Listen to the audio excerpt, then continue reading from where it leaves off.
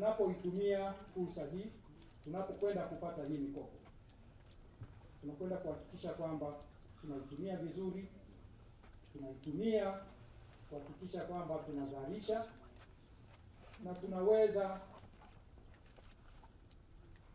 zalisha, ni pamoja na kuhakikisha kwamba tunaitumia kwa manufaa sahihi.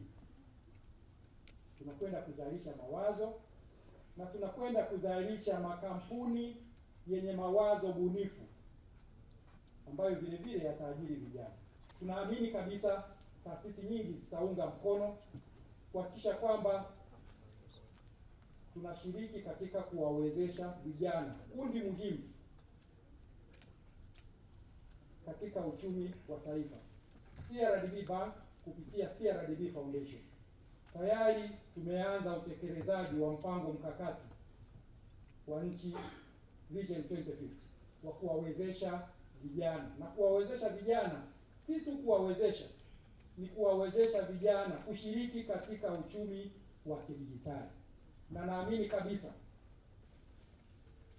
kupitia hili tutaona mashirikiano mengi kati ya taasisi binafsi, taasisi za serikali, lakini taasisi za vijana kama Buzzing Link ambazo ndio zinaanza startups. Sisi tunawalea vijana ambao wana mawazo ambao tunaweza tukaya-commercialize. Vijana ambao wakienda sehemu yote wala hawawezi kupewa mitaji wezeshi kwa sababu hawaqualify kwa any way.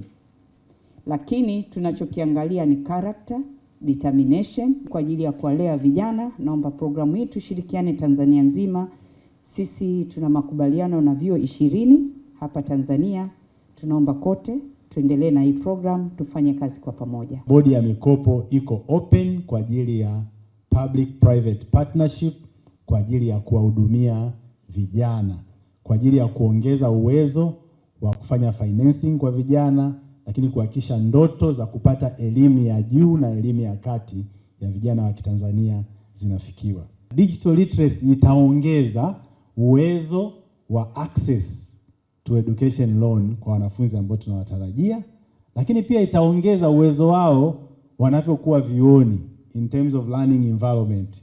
Kwa hiyo investment ambayo serikali inafanya iko likely to mature kwa sababu uwezo wa hao wanafunzi katika kujifunza unaongezeka.